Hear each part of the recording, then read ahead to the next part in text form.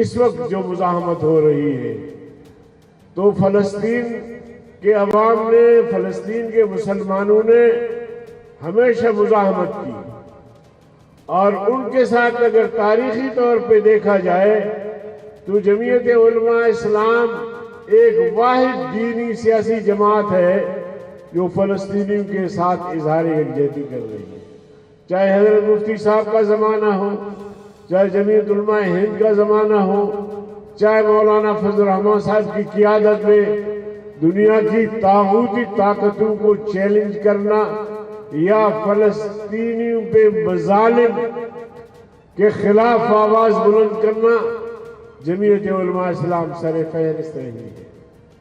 آپ حضرات کو یاد ہوگا کہ حال میں جو یہ تنازع شروع ہوا اور اس جنگ میں پہل حماس کے غازیوں نے، حماس کے مجاہدوں نے، حماس کے وہ جوان جو اس لڑائی میں شہید ہوئے، انہوں نے پہل کی،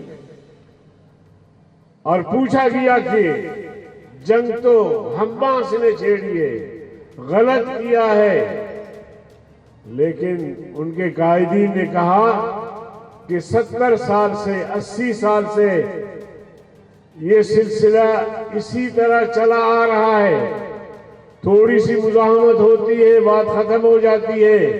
اکثر ممالک نے فلسطین کو تسلیم کیا، اور قریب تھا کہ جناب والا عمران خان اور اس کی حکومت بھی تسلیم کر لیتے۔ مولانا فضل الرحمان صاحب اس وقت بھی میدان میں آئے، کراچی میں تاریخ کا سب سے بڑا جلسہ کیا اور حکمرانوں کی اس سوچ کو مسترد کیا۔ پارلیمنٹ میں بھی اس پہ بحث شروع ہونے لگی تھی، اور یہاں تک کہا گیا کہ کیوں ایسا کیا جا رہا ہے، بس یہ تقسیم کیا جائے کہ بیت اللہ مسلمانوں کا قبلہ ہو اور بیت المقدس جو ہے وہ اسرائیلیوں کا قبضہ ہو، یہودیوں کا قبلہ ہو، اس میں کیا حرج ہے؟ یعنی یہاں تک، اور ہمارے کچھ مذہبی لوگ بھی خراب ہو گئے، بلکہ میں کہتا ہوں گمراہ ہو گئے۔ اللہ کے فضل و کرم سے اس حکومت کو بھی ہم نے روکا۔ اس حکومت کو تو جرأت نہیں کہ ایسی کوئی بات کرے، تو ہم مسلسل فلسطینیوں کی حمایت کر رہے ہیں۔ اسرائیل چاہے فلسطین پہ حملہ کر رہا ہے، چاہے لبنان میں کر رہا ہے، چاہے شام میں کر رہا ہے، وہ ہر لحاظ سے قابل مذمت ہے۔ میں حیران ہوں اس بات پہ کہ اقوام متحدہ نے اس کو جنگی مجرم، نیتن یاہو کو جنگی مجرم کیوں قرار نہیں دیا؟ ہم جو کہتے رہتے ہیں، میرے قائد کہتا رہتا ہے کہ اقوام متحدہ یہ امریکہ کی لونڈی بنی ہوئی ہے، اس سے زیادہ اس کا کوئی کردار نہیں ہے۔ جب بھی اہم فیصلے ہوتے ہیں امریکہ ویٹو کر لیتا ہے تو وہ فیصلے کالعدم ہو جاتے ہیں۔ حال ہی میں ایک فیصلہ ہوا، اس میں بھی امریکہ اور اسرائیل نے پوری دنیا کے اس فیصلے کو مسترد کیا۔ اب دنیا کو بھی ہوش کے ناخن لینے چاہیے، دنیا کو بھی سمجھنا چاہیے کہ اگر یہ اقوام متحدہ ہے، ہم سب کے ووٹ سے اقوام متحدہ کی کارروائیاں چلتی ہیں، ہم سب کے پیسے سے اقوام متحدہ کے دفاتر قائم ہیں، ہم سب اس میں شریک ہیں، ہم میں سے ہر ایک کا استحقاق وہی ہے جو امریکہ کا ہے، جو اسرائیل کا ہے، اور جب بھی کوئی فیصلے کا وقت آتا ہے تو امریکہ ویٹو کر لیتا ہے، تو وہ فیصلہ کالعدم۔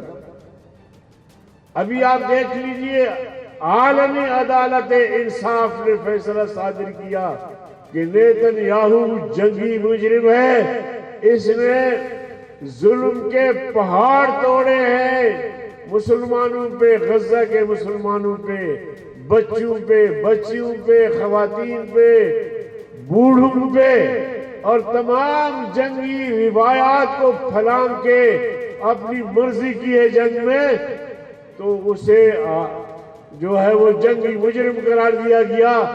लेकिन उसको भी इजराइल ने और अमेरिका ने तस्लीम नहीं किया।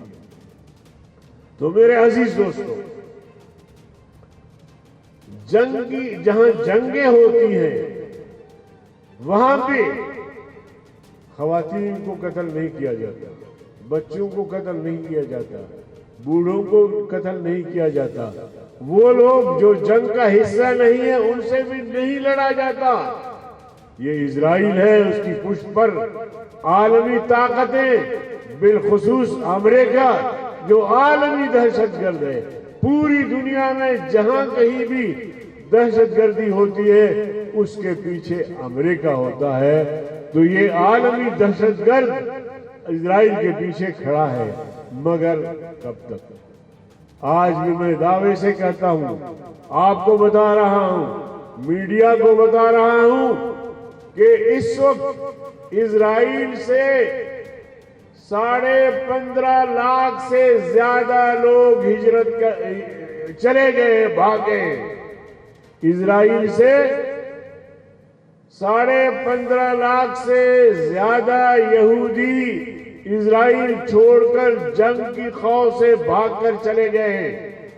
और हमास और फलस्तीनी मुसलमान या शहीद हुए हैं या जमकर जंग लड़ रहे हैं या कैंपों में है, लेकिन फलस्तीन। आतिश न्यूज, पाकिस्तान के सबसे बड़े न्यूज नेटवर्क का हिस्सा बनने का सुनहरी मौका। मुल्क भर से दर्ज झेल आसामियों की जरूरत है। Bureau chief, deputy bureau chief, video editor, city reporter, तहसील reporter, district reporter, crime reporter, press reporter, नुमाइंदा, नामह नगार। Chief executive Syed Jamshed Bukhari. मजीद मालूमात के लिए इन नंबर्स पर राबिता करें।